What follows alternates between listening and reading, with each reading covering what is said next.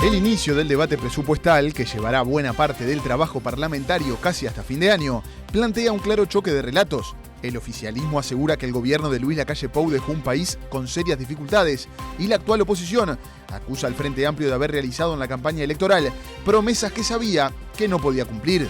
Nos tocó gobernar en un país con serias restricciones producto de un pésimo gobierno de Luis Lacalle Pou. Naturalmente este país hoy tiene una situación fiscal comprometida. Los que venían a arreglar el déficit fiscal nos dejaron una deuda más grande. La verdad que una falta de humildad absoluta y falta la verdad además. Pereira siempre se maneja en esos términos y termina, yo creo que también juega un rol de cortina de humo, ¿no? De tapar la atención de algunas cosas para llevarla al enfrentamiento directo de adjetivos. El debate de la principal ley del gobierno de Yamandu Orsi, que primero se tratará en diputados y luego en el Senado, plantea un escenario económico restrictivo y con críticas desde la oposición por aspectos tributarios. Algunos impuestos que aparecen notorios y algunos impuestos que aparecen ocultos. Dijimos que no íbamos a generar nuevos impuestos, generamos uno, que es el de Temu. Y a la gente se la engañó en campaña electoral. ¿Dónde está la mentira? Yo no la veo. Porque lo que precisa el Uruguay no es discusiones a los gritos y a los insultos. Lo que precisa el Uruguay es que nos pongamos a trabajar para resolver los problemas de la gente y construir un gobierno de oportunidades. Lo que pasa es que el Partido Nacional parece no escuchar a la sociedad civil. Parece que la única verdad la tienen ellos. El gobierno del Frente Amplio tiene que asumir y hacerse cargo del gobierno que tiene entre manos. Sigue mirando para atrás. Este periodo es el periodo más raro desde la vuelta a la democracia. Hoy 60% de las prioridades del gobierno se están ejecutando. Los resultados lamentablemente no van a venir a contraposición de lo que hizo el gobierno de Lacalle Pou, que mostró resultados en todas las áreas y muy positivos. Muy buenas noches para todos, bienvenidos a todas las voces en vivo por la pantalla de Canal 4 2214 y arranca el debate para cerrar esta semana que estuvo movida a nivel político, como decimos los periodistas, con mucha comidilla política. Es que hay muchos temas que están sobre la mesa, se están negociando. Hay un telón de fondo que se instaló con el presupuesto y es esta lucha de relatos. El Frente Amplio dice que la oposición dejó un país peor de lo que dijo y la oposición que el Frente Amplio mintió para ganar. ¿Quién dice la verdad? ¿Cuál es el país que tenemos y que ustedes ven cuando salen todos los días? Tenemos grandes invitados para debatir esta noche, así que se los voy a presentar rápidamente. Está Patricia Kramer, senadora del Frente Amplio, perteneciente al sector El Abrazo, de la ministra de Salud, Cristina Lustenberg. Bienvenida. Muchas gracias. Juan José Olaizola, diputado por el Partido Nacional, ex subsecretario del Ministerio de Transporte y Obras Públicas durante el gobierno de Lacalle Pou. Bienvenido. Gracias. Inés Cortés, diputada del Frente Amplio, integrante del sector MPP. Bienvenida. Muchas gracias. Un gusto. Diego Echeverría, diputado del Partido Nacional, ex secretario general de la Intendencia de Maldonado durante el periodo 2015-2019. Bienvenido. Muchas gracias. Y dos colegas, Paula Barquet, periodista, actualmente forma parte del equipo periodístico de Radio Sarandí y D-News. Bienvenida. Gracias. Y Juan Miguel Carzoglio, periodista, hoy integra el programa periodístico Punto de Encuentro en Radio Universal. Bienvenido. Gracias, Vivi. Bueno, ¿qué en esta lucha de relatos, ¿no? ¿Cuántos países hay? El que ve el Frente Amplio, el que ve la oposición, el que ven ustedes y los televidentes cuando salen. Patricia. No, el Uruguay es uno. Y es el que ve la gente con cada una de las verdades que atraviesan a cada una de las personas, que son realidades diferentes, pero que nos hacen a un solo país. Y que justamente gobernar tiene que ver con manejar todos esos desafíos o todas esas necesidades, también todas las oportunidades de ese conjunto de personas que hacemos al Uruguay y no hay... Yo no creo que haya una sola verdad nunca en nada. Yo creo que hay verdades que cada mirada sobre algo tiene su cuota parte de razón y que por lo general la realidad está siempre plagada de la necesidad de que esas verdades se asuman como parte de todo eso, ¿no? O sea, esa excesiva necesidad de poner blanco sobre negro creo que no ayuda a nadie y creo que en el fondo todos sabemos que cuando hacemos un sí o un no tan rotundo, hay algo adentro nuestro que igual sabe que ni muy muy ni tan tan, como decía mi abuela. Bien, pero ¿dejaron un país peor del que dijeron? Dejaron una situación fiscal peor de la que dijeron. Bien. Dejaron un país peor, es un montón. Bien. Hay que mirar distintos aspectos del país para poder resolver. Bien. Bueno, Hola, Isola. Vamos a empezar a tener las miradas distintas. Claramente no. El déficit fiscal de 2019 fue 4,7 y el déficit fiscal de 2024, 4,2. Quiere decir que medio punto menos de déficit fiscal el año pasado que 5 años antes, o sea que eso se cae. No es así, eso lo dicen las cifras, no es una valoración. Después, 100.000 nuevos puestos de trabajo el año pasado, en 5 años se habían perdido, recordemos, 50.000 al 2019, el periodo anterior de gobierno. Entonces, más allá de que todos los gobiernos tratan de mejorar, hay cifras que son objetivas y esas cifras me parece que son importantes. Empleo y el déficit fiscal a que se alude tan seguido. Bien, y el Frente Amplio mintió para ganar, que es parte de lo que se está instalando por Bueno, la cuando el oposición. subsecretario Valcórdoba dice que el programa de gobierno era impracticable, impagable y que ellos lo sabían desde ese momento, a mí sí me causó muchísima sorpresa que lo reconozca el número 2 del Ministerio de Economía. Inés. Bien, yo creo que hay como mucha ansiedad en algunos actores de la oposición. La otra vez en comisión decía, creo que falta hacer el duelo en algunos actores. Y se está hablando de promesas incumplidas, ya están midiendo cuántas de las promesas o de los compromisos, como le dice Yamandú, porque él dice que asumía compromisos y no eran promesas electorales, cuántas se cumplen en el presupuesto o no, y recién estamos iniciando la discusión presupuestal, ¿no? Y vamos el 10% de un gobierno que van a ser 5 años. Respecto del déficit fiscal, lo que dice O'Donnell, y lo dice con mucha mesura porque la verdad que si hay algo que lo caracteriza es la honestidad intelectual a la hora de plantear estos temas, es que las proyecciones que se hacían desde el gobierno y también desde las consultoras privadas, que él integraba una, para el año 2025, que es el año en curso, eran de un déficit del 2,8%. Resulta que hoy lo que estamos teniendo al momento, en la actualidad, es un déficit del 4,2%, es un 1,2% más, es decir, 1.000 millones, que es lo que tuvimos que votar en la rendición de cuentas de dólares, que faltan en la caja a la hora de planificar. Y eso obviamente te influye y te determina lo que te planteabas a realizar desde las políticas públicas y te condiciona a la hora de diseñar y pensar un presupuesto. Y eso en realidad tampoco decimos esto es un tremendismo, sino bueno, esto es una realidad, son datos también, que son indiscutibles y que obviamente nos condicionan a la hora de pensar en una política presupuestal para los próximos 5 años. Sí, lo que no quiere decir que si la situación fiscal mejora, en las posteriores rendiciones de cuentas se puede incrementar el gasto, que además es lo que creo que lo que todos deseamos, o por lo menos el Frente Amplio desea poder hacer. Porque para explicar muy rápidamente, el presupuesto es quinquenal, es decir, se planifica de aquí a 5 años, pero después todos los años tenemos rendiciones de cuenta donde podemos hacer revisión de ese presupuesto. Sí. Diego. Yo lo que noto es una gran incomodidad del gobierno para explicar cómo va a tener que desandar lo dicho, ¿no? Todas las promesas que hicieron en campañas lo han reconocido actores fundamentales del gobierno, no las pueden cumplir. ¿Por qué? Porque se construyeron castillos en el aire. No se pueden cumplir la primera y fundamental de que no se van a subir los impuestos. No se va a poder cumplir con el compromiso de 2.000 policías el 2 de marzo. No se va a poder cumplir con incrementar rubros para recursos fundamentales como es la educación.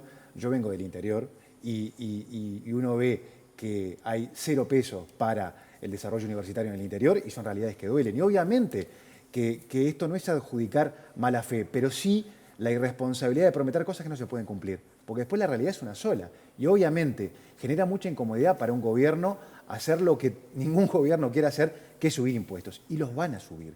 Y los van a subir de una forma que además va a tener una repercusión en el desarrollo, en el crecimiento y en el empleo. Bien, vamos a ir después a algunos de esos puntos. Paula.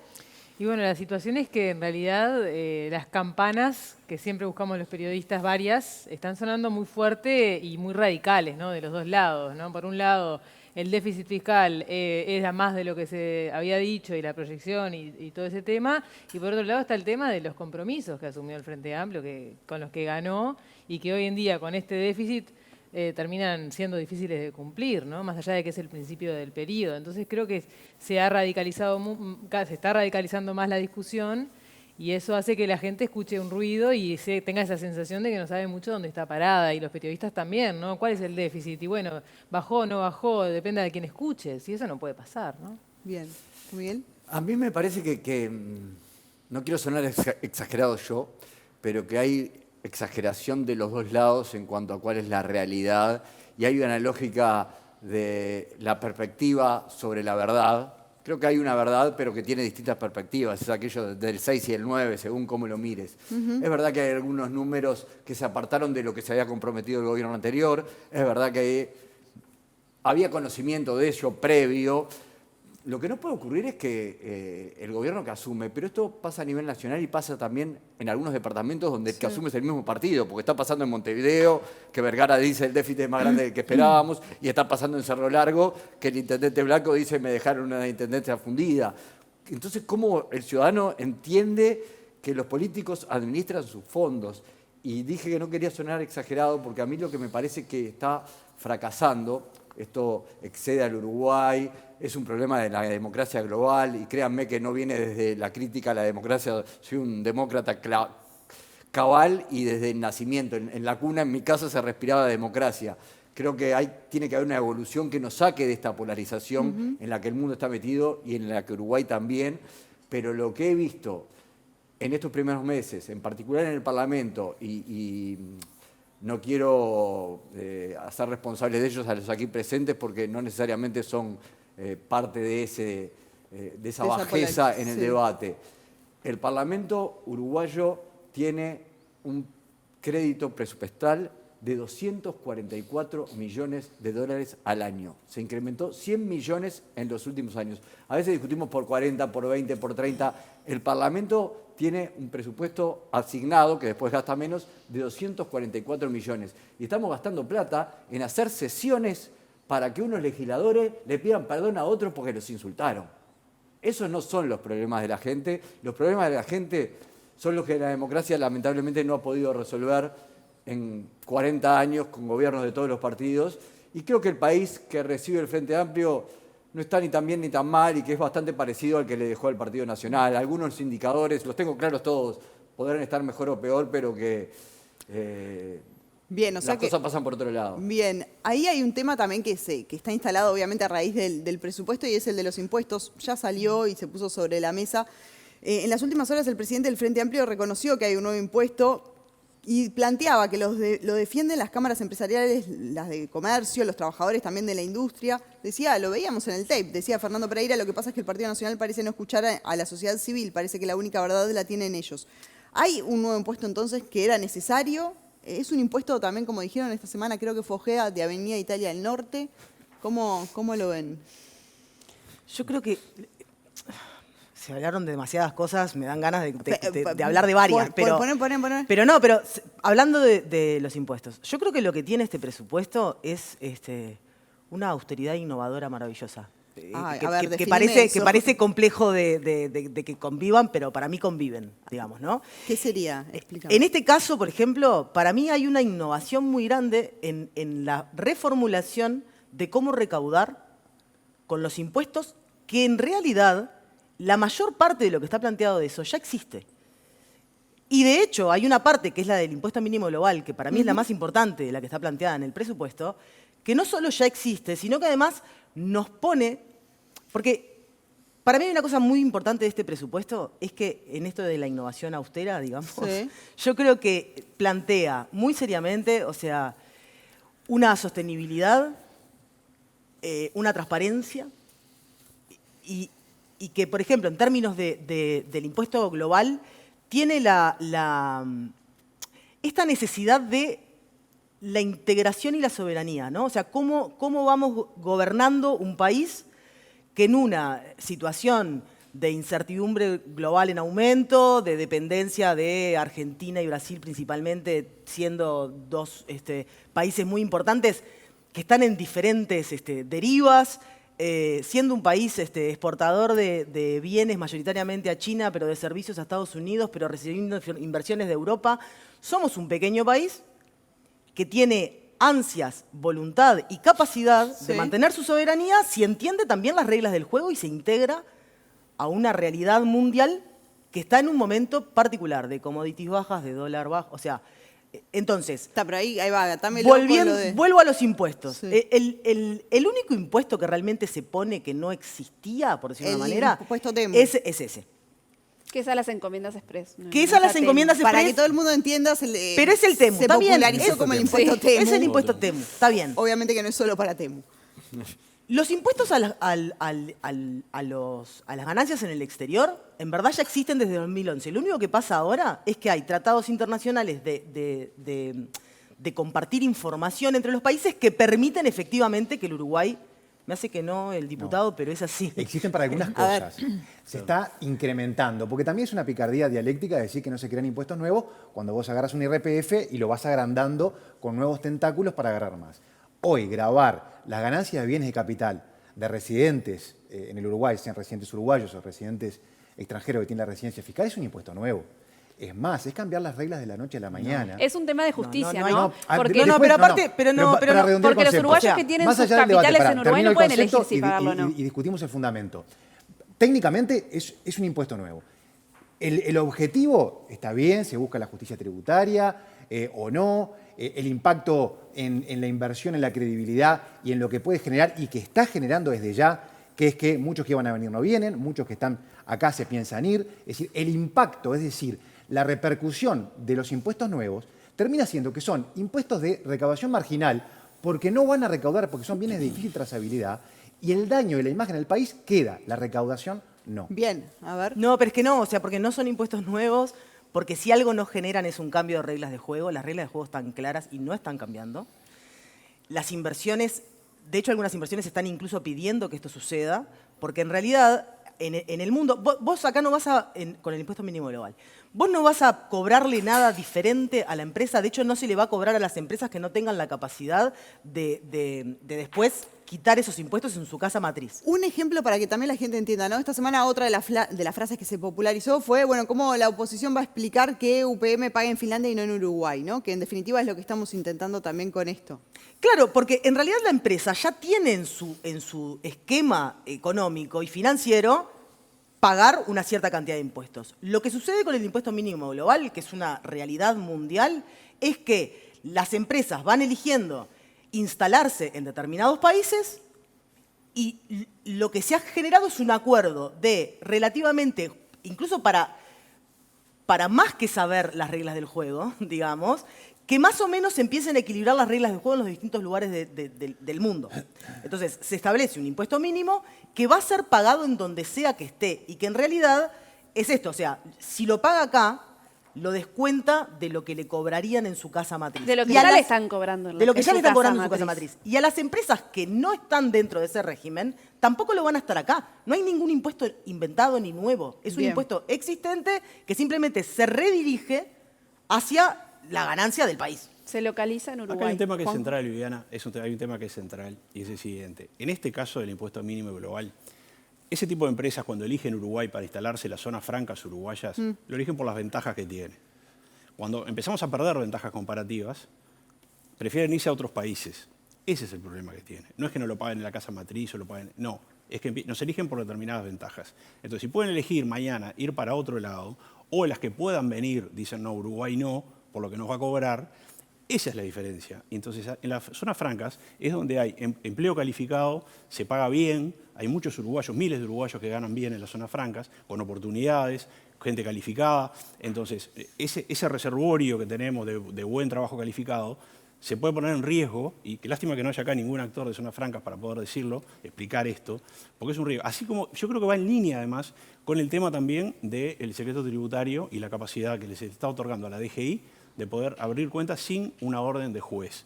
Y eso en Uruguay hace muchos años que está impuesto, y entonces lo que vemos en este presupuesto es que se buscan, hay algunas medidas, como estas dos, que son, creo que son básicas, recién Diego ha hablado de otra también importante, entonces como que se están cambiando roles de juego tradicionales, y eso para la imagen de nuestro país es dañino, y eso es lo que tenemos que ver. El centro es ese, la imagen de nuestro país. Ahí, si me permitís, me parece que hay una realidad global cambiante, donde es verdad que Uruguay adquirió prestigio por eso, pero hoy puede ocurrir lo contrario. Es decir, que nos vean con malos ojos por dar beneficios en zonas francas y que las empresas no se quieran venir a instalar porque si se instalan con esos beneficios y no pagan el impuesto mínimo global, en otros países no las van a dejar vender, no les van a aceptar o le van a cobrar el impuesto, que en definitiva es lo mismo para la empresa, que no necesariamente ese régimen de zonas francas como lo estableció Uruguay y fue bueno en un momento y lo aprovecharon los distintos gobiernos, hoy se puede mantener como está. Discrepo con lo del impuesto de Avenida Italia en el norte, yo vivo al sur y hay mucha gente que compra en Temu al sur. Sí, creo que muy tiene clasista ese comentario. un margen de justicia respecto a los comerciantes locales que tampoco va a cambiar la realidad porque los precios son 3, 4, 5 veces menos, ¿no? El 20 y pico % de IVA o el 18 con algo, si hay que calcularlo al revés. O sea que no pasa por ahí la diferencia y que hay que adaptarse al mundo. Creo que por eso digo que los relatos no pueden ser tan antagónicos. Claro. Y cuando decía que no quiero sonar exagerado, por lo menos desde que soy periodista para acá, pero también por lo que he visto en los meses anteriores, creo que no en esta noche, por lo que estamos conversando, pero sí en lo que ha sido la discusión del Parlamento en estos primeros meses. La verdad que es uno de los primeros semestres, de los peores parlamentos que he visto en los primeros semestres de las últimas Bien, ¿te tiene desilusionado el Parlamento por lo sí, que veo? ¿sabes qué? Permíteme cortito. Sí, dale. Porque me parece que es difícil interpretar lo que vota la ciudadanía, pero con el Parlamento dividido, con una mayoría del oficialismo en el Senado, con una intención de mayor negociación, decís. Una Cámara de Diputados dividida, como que la señal era, bueno, muchachos, queremos verlo negociando para que haya política de Estado por un país que tire todo para el mismo lado del carro. Y lo que tenemos es una polarización cada vez mayor. Me parece contrario a lo que la gente votó. Paula, y voy contigo. Sobre el impuesto Temu, que me parece que nos da pie para hablar de los compromisos también, porque en definitiva lo reconoce Fernando Pereira, o sea, se había dicho no vamos a poner impuestos, y este es indiscutible, ¿no? Sí. O sea, de los demás podemos discutir, de este no, este es un impuesto, está clarísimo, y a mí lo que me parece es que es un impuesto que abre ahí un poco la interrogante de los compromisos, justamente, porque no se está cumpliendo con lo que se dijo y encima no se está atendiendo realmente el problema. Porque, a ver, es un problema que había que hacer algo, eso está claro, pero lo que se hace no es lo que pedían los comerciantes locales, no es lo que termina de resolver un poco lo que decía Juan, porque la diferencia va a seguir existiendo. Y a su vez lo que piden los comerciantes es algo que todo el mundo está de acuerdo y no se termina de encarar, que es mejorar la productividad, mejorar las condiciones para ser más competitivos, la burocracia, el costo que tienen, ya sabemos, ¿no? Todo lo que hay que pagar para poder vender en Uruguay y lo carísimos que somos, y eso va a seguir intacto, ¿no? Entonces hay como una cuestión de que se trata de paliar, pero con una medida que termina siendo más bien que se queda a mitad de camino de alguna manera. Y además se incumple un compromiso, que me parece que eso es bastante preocupante. Es relativo porque también hay una serie de medidas de promoción de la industria nacional en el presupuesto, la despapelización y la desburocratización de los trámites en el Estado para estas empresas. Es decir, es relativo. Respecto del impuesto mínimo global hay mucha confusión y quería decirlo por cómo se dio la discusión. En esto que se dio también se cambian las reglas, ¿no? Que me parece que es un buen punto para anclar. Y capaz que la audiencia no tiene por qué tenerlo claro, pero es un impuesto que se le aplicaría a las multinacionales que facturan más de 750 millones de euros anuales, es decir, con una facturación muy, muy alta, es casi el 1% del PBI uruguayo, es una facturación anual. Y en realidad, una cosa son las zonas francas uruguayas, que además son únicas en el mundo, porque realmente las exoneraciones impositivas que se tienen en Uruguay, prácticamente no hay otro país que las tenga en sus zonas francas, y esas se van a mantener, son cuestiones independientes. Y después, que la mayoría de las multinacionales que tenemos en nuestro país tienen por origen Europa, que están incluidas en el acuerdo de la OCDE, que es a través desde el cual se puede aplicar el impuesto mínimo global, y por lo cual esas empresas ya facturan. Y cuando decimos que son los empresarios que vienen a decirle al gobierno, mira, tenés esto, es porque efectivamente fue así.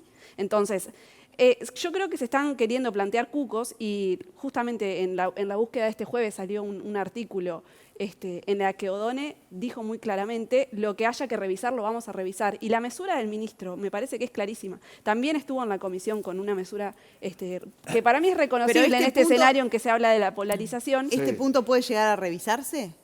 En las empresas en que genere alguna controversia o algún problema sustantivo se puede revisar. Yo creo que es una normativa compleja, tiene muchos artículos en el presupuesto destinados a esto y se va a ir viendo caso a caso. Pero podés ir viendo en un caso Aquellas a caso. que no estén incluidas en el acuerdo de la OCDE pueden perfectamente no estar. No solo pueden, o sea, no van a estar. No van a estar. Las que no están incluidas, no. O sea, porque la idea justamente es no generarle a ninguna empresa ningún gasto extra que no esté en... Bien. El tema no es el gasto extra, el tema es la posible pérdida de puente de trabajo. Eso es lo que nos preocupa. Ese es el tema que nos preocupa. Pero ojalá no pase. Otro tema, ¿no? Yo tenía un matiz con lo que decía Juan Miguel hace un rato, porque yo creo que hay dos escenarios en el Parlamento.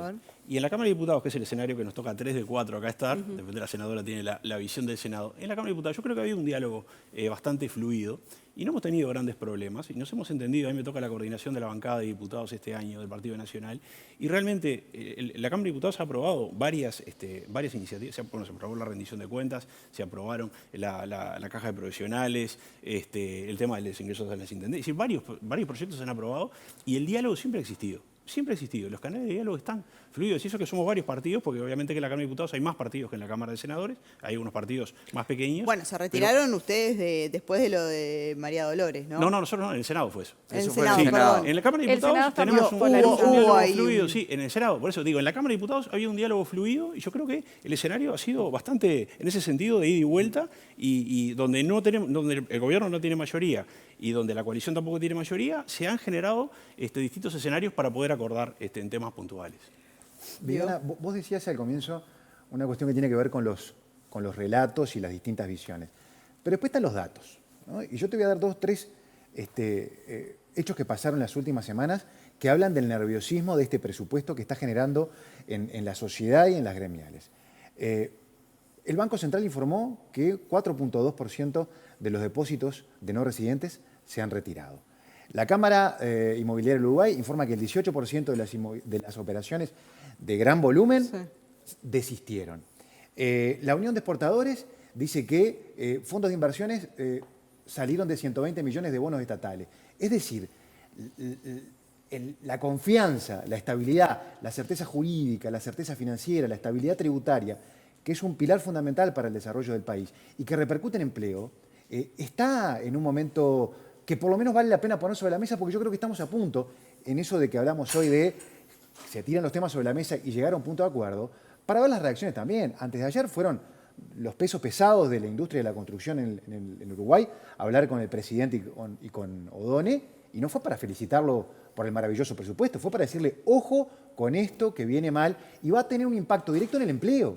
Porque si tenemos buenos niveles de empleo en materia de construcción, por ejemplo, es porque hay reglas de juego para que los inversores vengan, desarrollen, ganen dinero y gane el que trabaja en la construcción, el que vende moto, el de la roticería, el de la carnicería, es decir, derrama. Y esa recaudación directa para los inversores es muy positiva porque esa plata efectivamente se recauda. Bien. Pagan impuestos, pagan IVA, pagan contribución inmobiliaria, es decir, no perdamos algo que tenemos para ver cuánto agarramos afuera, que yo creo que cuando terminemos todo este debate, el capital, que es muy inteligente, se va a transformar y cuando vayamos a buscarlo no lo vamos a encontrar. Hay 2 o 3 miradas sobre las cosas que estás diciendo, que son verdades, que me parece interesante tener en cuenta. Uno, es verdad lo de los empleos en la construcción, también es verdad que muchas veces esas viviendas terminan en manos o de inversores extranjeras, no son una solución de vivienda para los uruguayos. La vivienda promovida, que en su momento necesitan, era para la clase media, nunca que llegó. fue cambiando de nombre y nunca llegó.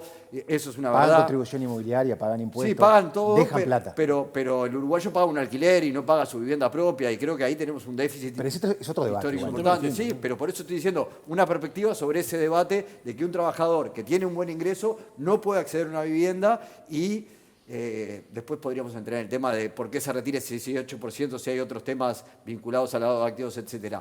El otro es respecto a las garantías. Odone estuvo reunido con las gremiales agropecuarias esta semana, que históricamente han estado enfrentados, el agro y el Ministerio de Economía, y salió el presidente de la Rural a decir que están alineados. Es decir, me parece que el ministro, que se podía o se había puesto en duda su espalda política durante la campaña, tiene, por lo menos en estos primeros meses, espalda, porque la espalda se la ha puesto el presidente y la espalda se la ha puesto el sector más importante que hay en el Parlamento, que es el MPP, y que es un ministro que nadie puede considerar radical.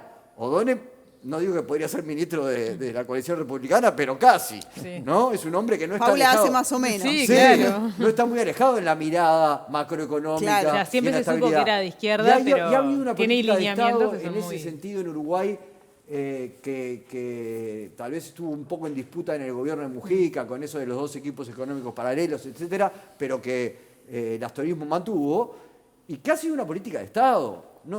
Me parece que ponerla en duda, en discusión, con O'Donnell de ministro de Economía... Bien. Igual, porque necesito decirle que O'Donnell, si algo es un ministro de izquierda, porque Sí, sí. parte parte del presupuesto que está presentado, que además en el Parlamento también ha tenido mucho respaldo, no solo del MPP y no solo del No, Frente de todo el Amplio, Frente Amplio. O'Donnell, no solo del Frente Amplio. También. Cuando llegó la rendición de cuentas en las comisiones, todos los partidos asumen la confianza que se le tiene a un manejo de O'Donnell como ministro. A él. Que en este caso, además, está planteando a nivel macroeconómico una realidad que creo que es medio indiscutible. Sí. A nivel de reglas fiscal, también está manejando, y ahí es donde vuelve a ser innovador, porque hay una modificación de la regla, sí, porque quita el tope de gasto y trata el tope de endeudamiento con una mirada tanto más a mediano plazo que realmente rompe ciclos electorales, que es mucho más transparente y estable para poder abordar un crecimiento, y en ese crecimiento es donde se empieza a visualizar la ideología de izquierda, que son las prioridades de gobierno, Claro, y que están establecidas. Porque cuando reducimos la discusión del presupuesto a la plata, A ver, pero también ahí hay hecha una proyección que la pregunta que se hacen por ahí los economistas es, esto es imposible si no hay un crecimiento económico, ¿no? Y estamos creciendo a 1%, entonces la pregunta que queda es, ¿qué están previendo? Pero ¿no?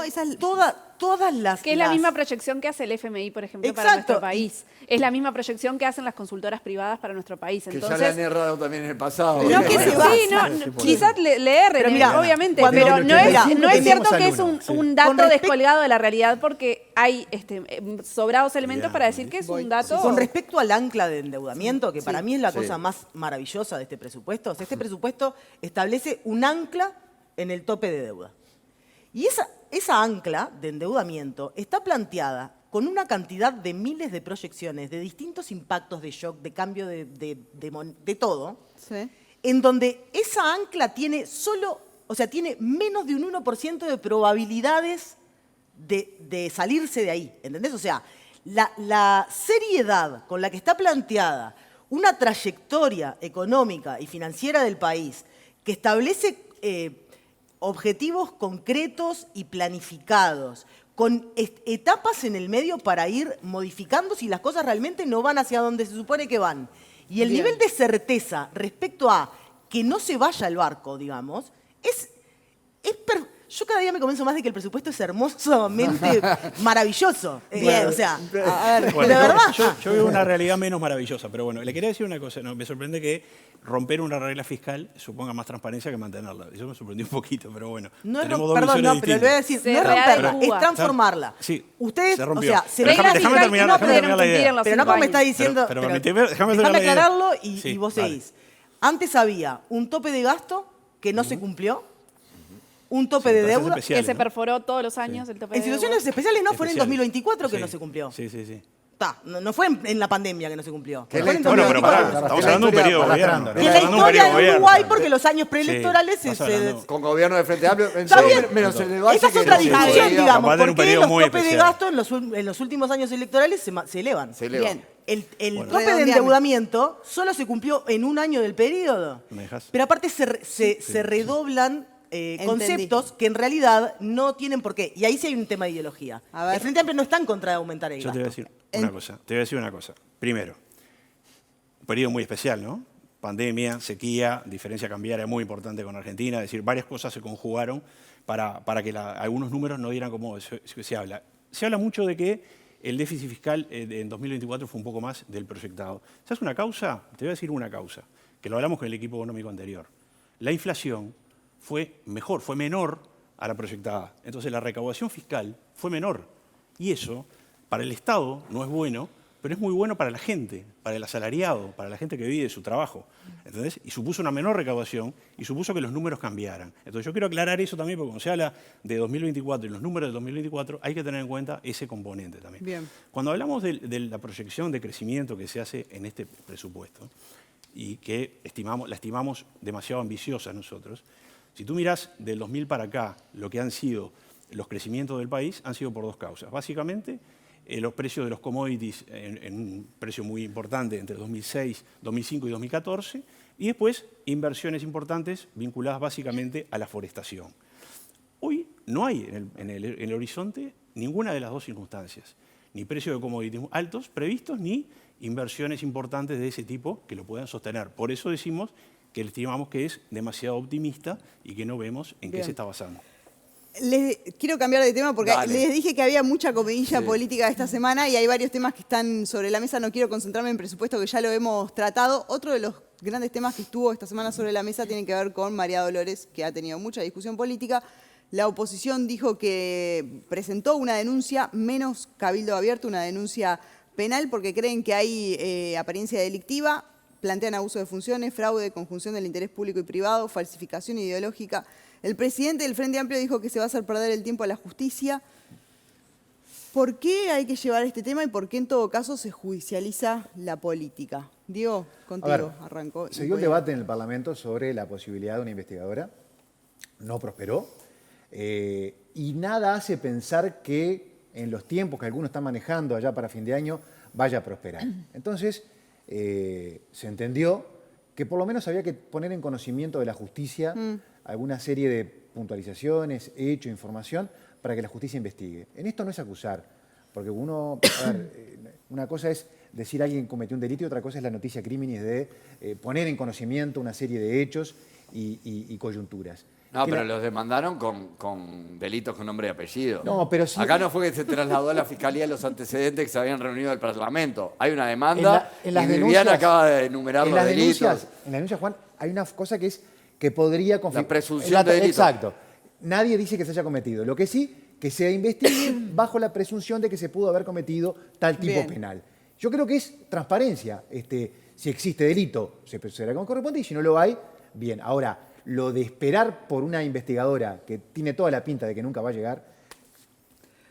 ¿Es judicializar la política? Sí, yo creo que es judicializar la política y a mí me parece preocupante y creo que va un poco en tono de lo que hablábamos hoy, que hay una oposición que está muy crispada, muy ansiosa por radicalizarse en su postura opositora, que es algo bastante llamativo por lo menos, porque vamos los primeros 6 meses de gobierno y que a cada decisión de gobierno que tomemos, que obviamente tiene un fondo ideológico muy fuerte, porque colonización, si recordamos en el periodo del gobierno que pasó, fue disminuida a su mínima expresión y genera mucho malestar para algunos actores con ciertos pensamientos políticos que se compren campos para el pobrerío rural y que se le dé tierra a quien la trabaja. Eso es parte de la construcción de un relato que yo me siento en la interpelación que hubo fue muy notorio. Con todo respeto, me siento en la obligación de decir que no se construyan relatos estigmatizantes y falsos.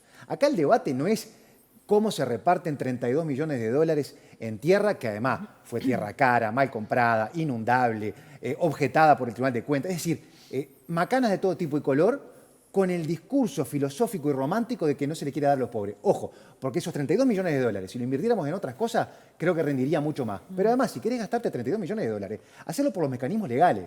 Ojo con romantizar la ilegalidad. Es que para mí ahí se desnuda el clasismo del que estoy hablando. ¿Cuál es el clasismo? Gastar 32 millones de dólares para vos en los trabajadores, en los productores lecheros, pobres, es un mal gasto. No, pero no es para pobre, nosotros no lo es. No es en pobre. Estamos convencidos de que la política... Porque ¿quién dijo que eran pobres? Porque son trabajadores. No, pero el pobre no es sinónimo de trabajador. En realidad lo que les molestó es que había un negocio privado cerrado y el Estado, como lo dice la ley, tiene la preferencia a la hora de votar. No es sinónimo de pobreza, es sinónimo de sacrificio, es gente que quiere salir adelante. Y el Instituto de Colonización es un gran instrumento si se usa bien. No despilfarrando 32 palos verdes de un saque y saltándose la ley. Habría que preguntarle a Delgado. Vamos a abrir la ronda, Paula. Sobre la judicialización. me parece que tenemos mucha historia, ¿no? Como país y que casi nunca ha llegado a nada, ¿no? Conduce a resultados concretos. Creo que es como una vía que terminan recurriendo las oposiciones para llevar los temas a que pasen cosas, ¿no? Más allá de este caso concreto, que no tengo los detalles de lo que se tiene como pruebas, ¿no? Y después lo otro, me parece que más allá también de esa discusión que tienen ustedes sobre a quién se beneficia, está la pertinencia de esta compra en medio de la discusión que estábamos teniendo hace un ratito, ¿no? El presupuesto y el déficit. Y esos 32 millones que se están destinando a algo que en realidad, si mirás lo que se destina a los compromisos grandes... Pero miren los 63 compromisos. Comprar ¿no? tierras para colonización está a texto expreso. O sea, no es ninguna novedad. Sí, es verdad. De hecho, no había un compromiso la de cifra gastarse es 32 palos de un saque. la cifra es mayor. No la Sí, tengo, no vamos la tengo a seguir presente, comprando pero es campos para bastante más colonización. grande que Vamos tenemos. a Espero que seguir mejor, fortaleciendo espero que mejor. colonización. Creo que la Espero forma que en la que mejor. se compró la forma en la que se presentó la compra, como un homenaje al Pepe, la forma en que quedaron algunas dudas sobre realmente lo que estaba establecido en el contrato, algunas dudas que no sé si son tan dramáticas como las que plantea el diputado, pero que son válidas sobre la utilidad del terreno, porque también el intendente del departamento salió a decir que estaba a favor de la compra y es de tu partido. Sí. O sea que puede ser discutible si la compra. Y por algo estaba vendido a un privado. No. Y por eso por algo un privado estaba muy interesado en adquirir el campo. por eso estaba ese precio. No sé si le iba a usar para tambo, no le iba a usar para tambo. Me parece que es más discutible la pertinencia y el momento de la compra y el gasto hecho de la manera que se hizo, que si la compra es buena o mala, y capaz que si se hubiera incluido en el presupuesto no hubiera sido centro de debate. Y creo que otra vez ahí fue la interpelación que terminó en los insultos.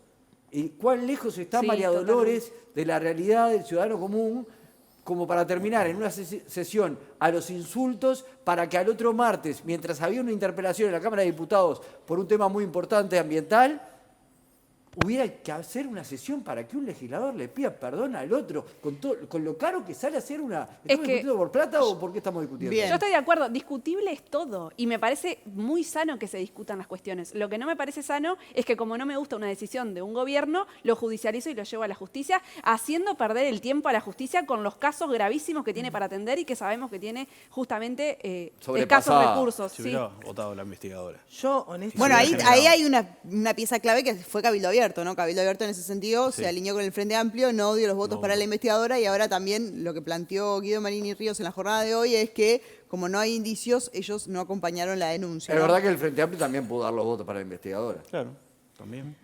Patricia. Yo honestamente creí saldado el tema María Dolores hace rato y me parece increíble que sigamos discutiendo sobre María Dolores, honestamente. Más allá de que estoy de acuerdo contigo en que el resultado justo en la interpelación en nuestra Cámara fue tremendo.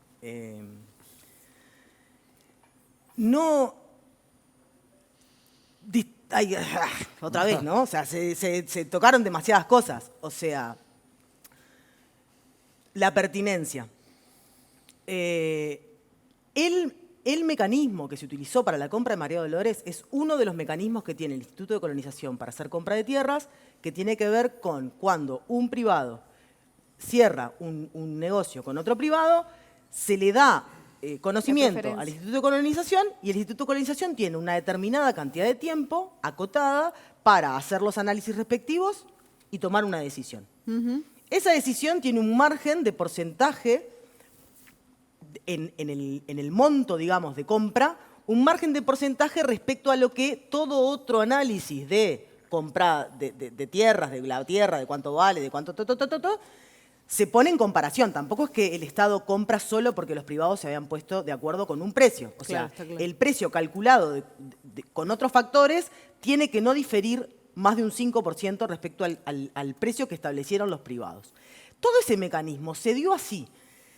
Que después entremos en la discusión de cuándo, cómo, quién, en qué circunstancias lo dijo, lo puso a público conocimiento, que podamos discrepar en para qué se compró. Que además el campo de María Dolores está específicamente pensado, sobre todo en el campo de recría, para todo el sector lechero de la zona. No es para ciertos trabajadores, no es una colonia común de colonización en ese sentido planteada.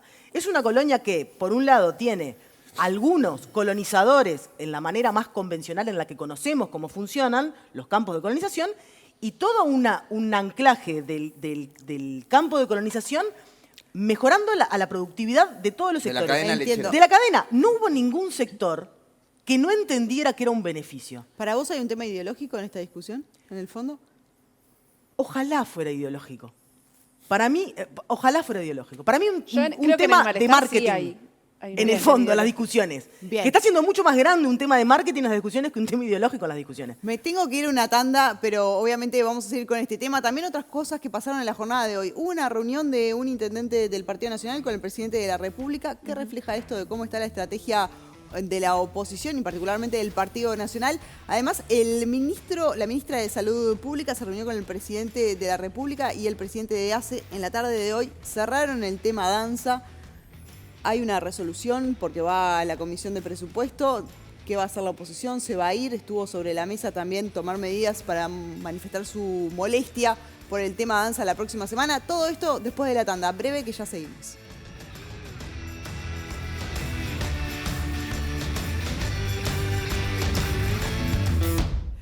Seguimos en todas las voces en vivo por la pantalla de Canal 4. No veo la hora. 1 minuto de las 11, ahí va. Bien, gracias a la apuntadora detrás de cámara. 1 minuto de las 11. Me quedan muy chiquitos los números, soy chicata. Vamos a seguir debatiendo. Hoy les decía, pasaron varias cosas en las últimas horas a nivel político. Quiero comenzar con la reunión que hubo esta tarde en Torre Ejecutiva, el presidente de la República, la ministra de Salud Pública, el presidente de ACE. Después de esta reunión, el gobierno dijo el tema danza para nosotros está terminado. La semana que viene va al Parlamento. La oposición estuvo analizando qué iba a hacer, si se iba a retirar de sala para manifestar su disconformidad con el tema, con que siga en el cargo.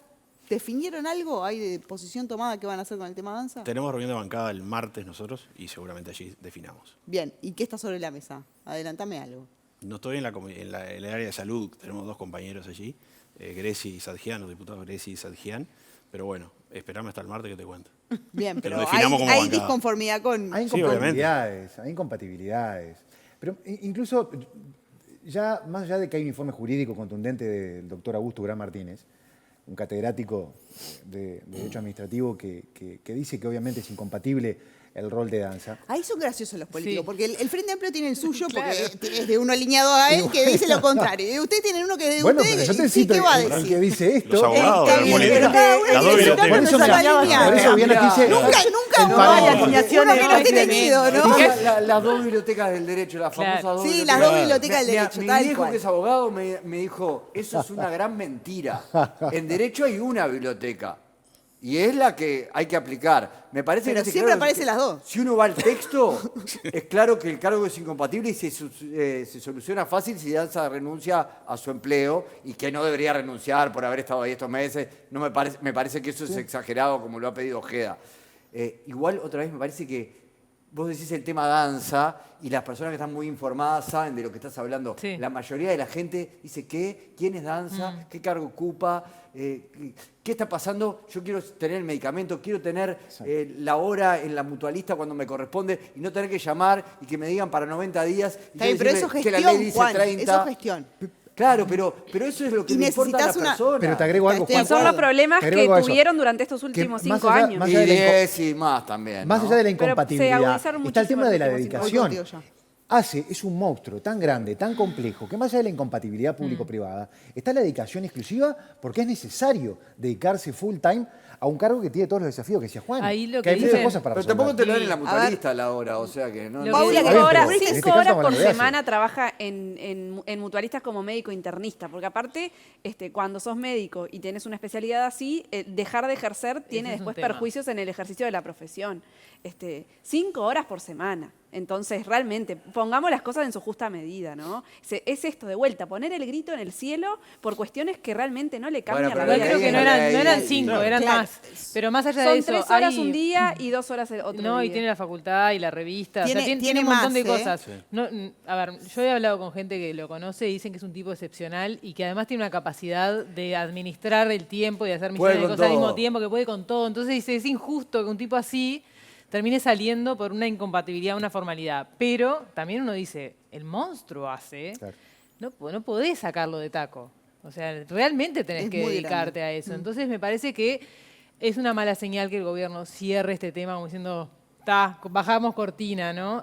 Claramente tendría que darse una señal de que es importante que la persona que está al frente de ACE se dedique más de lleno. Entiendo que él quiera seguir ejerciendo, porque también es lo que dice Inés, o sea, no sé si aplica para todos esto de la incompatibilidad de la Constitución, porque son médicos. Después termina la presidencia de ACE y tiene que volver a ejercer. Bueno, pero entonces reformemos. La ley habla de servicios descentralizados. Por eso te digo, más allá de eso, con los médicos está complicado. No, porque aparte este artículo 200, que está como de moda el artículo 200 de la Constitución, se puso como tipo, ¿no? O sea, en estos últimos meses el artículo 200 de la Constitución salen todos los asados familiares, ya sale el artículo 200 de la Constitución.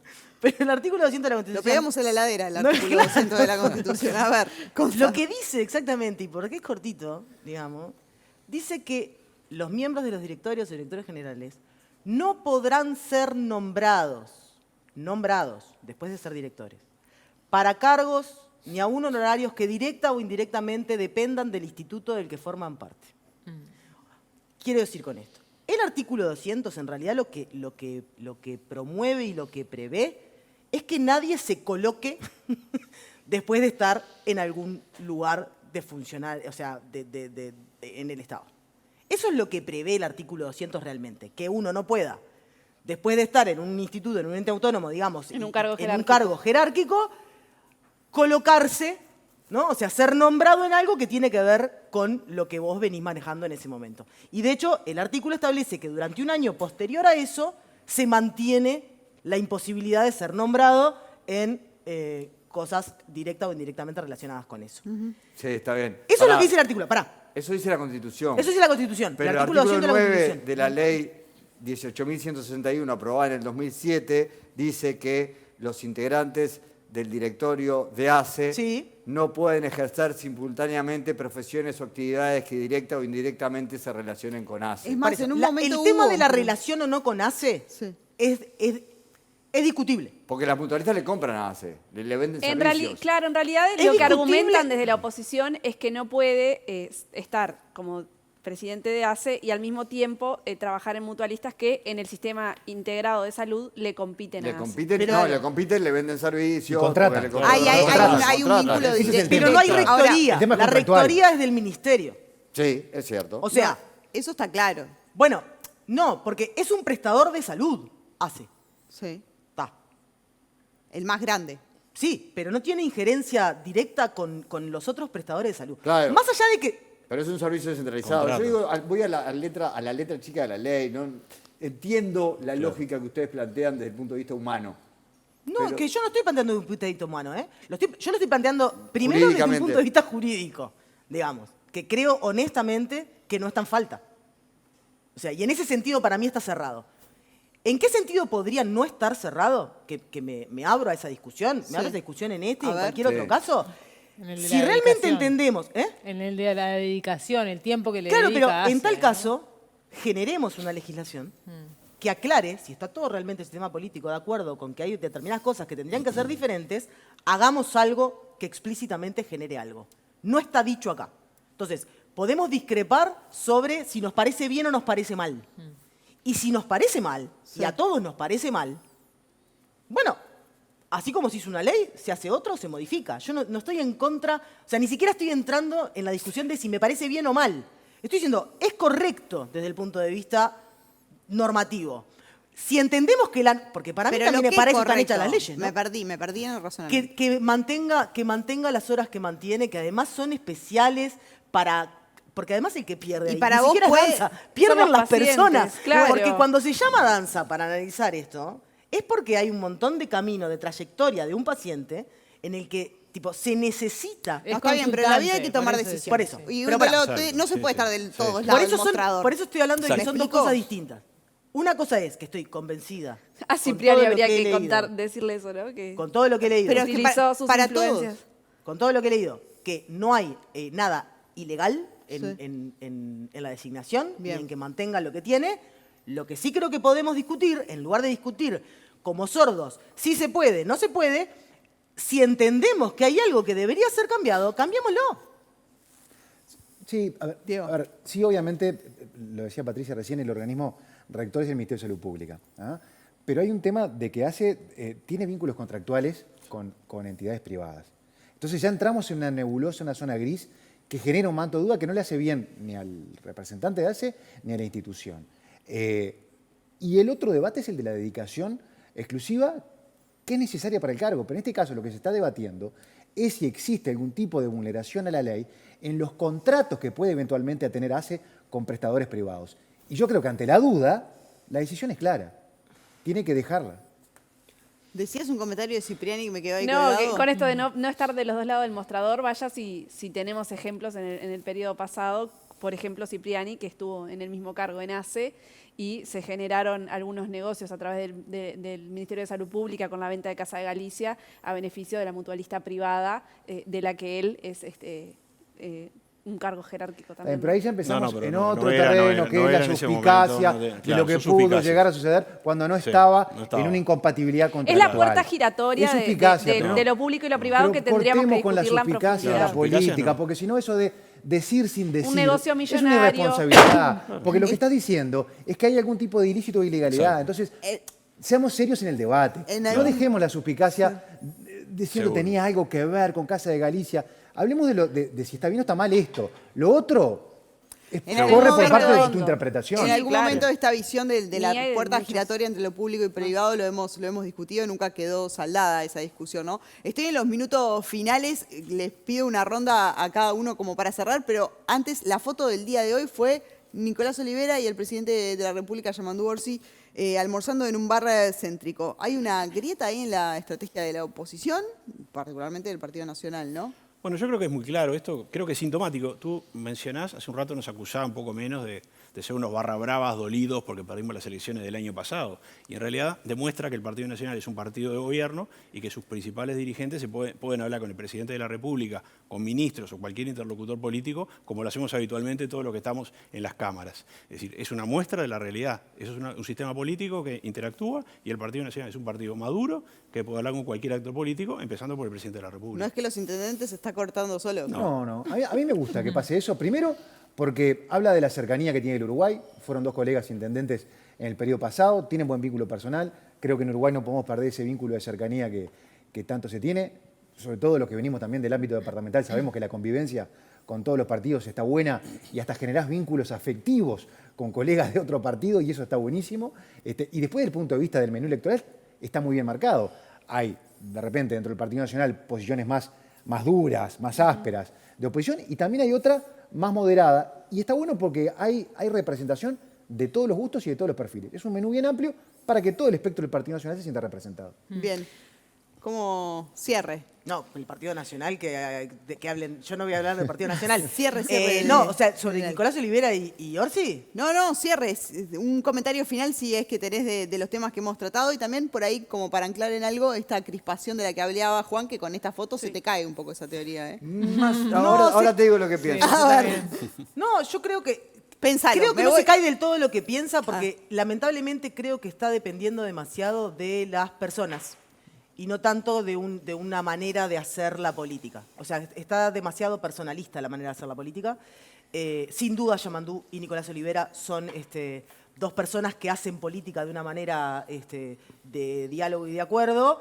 Sería bueno que institucionalmente los niveles de gobierno, que todos entendiéramos más a la descentralización y a la articulación y a la necesidad de diálogo, que la entendiéramos todos de verdad y la defendiéramos todos de verdad. Bien. Celebro que se junten a almorzar, digamos, porque creo que en esa cercanía está el desarrollo después de las personas. Bien. ¿Paula? No, hay que ver qué temas estuvieron sobre la mesa en esa reunión, pero me parece que Olivera siempre se ha mostrado bastante orejano dentro del Partido Nacional, un poco más flexible en algunas posiciones, y Orsi ha cultivado vínculo con los intendentes, me parece que está buscando un aliado dentro del Partido Nacional, dentro de la oposición, como para acercar algunas posiciones en alguna negociación puntual. A mí me da esa sensación, más allá de que es totalmente plausible y que se junten y que haya políticos que busquen el diálogo siempre, A mí me dio mucha gracia cuando se hizo una gran noticia de que habían hecho un asado juntos. Digo, está bien, ¿qué tanto tema, ¿no? Al final, Claro. Estas cosas está bien que pasen. No, y no muchas son- veces la gente no sabe, ¿no? Que después de las sesiones se quedan, hay diálogo Pero claro. y hay un mate y no, eso Sí sucede lo habrá, por suerte en Uruguay. sí lo habrá. Yo creo que acá hay una estrategia, Nicolás Olivera, de perfilarse en un partido que tiene un solo líder como un eventual competidor, no para ganarle la interna a la calle Pou en 2029, que me parece difícil, pero sí para proyectarse La famosa ala wilsonista. a futuro Sí, claro, porque en como realidad no hay un el solo líder, heredero de un Juan. liderazgo que quedó vacío después de la salida del Guapo Larrañaga. Pero Juan, tenés a Delgado, tenés a Lema. Pero son todos, esos son Está- todos luisistas. Totalmente, pero no es el único, ¿no? No, O sea, ya me parece está- que tiene más que está ver con lo que bien, dice Vivi de ir pero- buscando por el otro lado. Pero claro, ir buscando por el otro lado. Ni Lema ni Delgado le van a competir a la calle Pou en 2029. Yo igual- Capaz que Olivera sí a perder, pero a proyectarse como figura de nivel nacional y pensar en unos años después. ¿Me dejan echar una Breve, cosita? breve que me tengo que ir. Mínima. La ley Cristal o anticorrupción nos importa, ¿no? Sí. El artículo 26 de esa ley dice los directores de los entes autónomos de ACE no podrán intervenir como directores, administradores o empleados en empresas que contraten con obras o suministros, como son las mutualistas. Me parece que ese es el detalle que no Sí. se nos puede Y- escapar. y Danza la estaba verdad que me da, empleado. por eso digo, que renuncie al empleo y siga, porque es un hombre que seguramente sea muy provechoso en ACE. Pero si tenemos una ley anticorrupción, Bien. cumplámosla. Me suena como la ejemplo. música. Volviendo al tema de la foto de la Frase. de Una la frase me jornada. tengo que ir. Bueno, creo que no es casual y que es una señal política, en términos semióticos es haberlo hecho en un espacio público para que se vea, obviamente es un mensaje, y en un contexto de crispación y en que justamente la oposición pone el grito en el cielo, no me parece nada menor que haya un intendente que ha demostrado su inteligencia en muchísimas oportunidades, Presidente del Congreso, que se intendente. siente a hablar con el presidente Yamandu Orsi, que también ha demostrado muchísimas veces que es un tipo plural Bien. y muy abierto. Bien. Les agradezco mucho a los 6. Muchísimas gracias por acompañarnos en la noche de hoy. A todos ustedes por estar del otro lado. Que tengan un gran fin de semana. Nos vemos el próximo viernes. Chau, chau.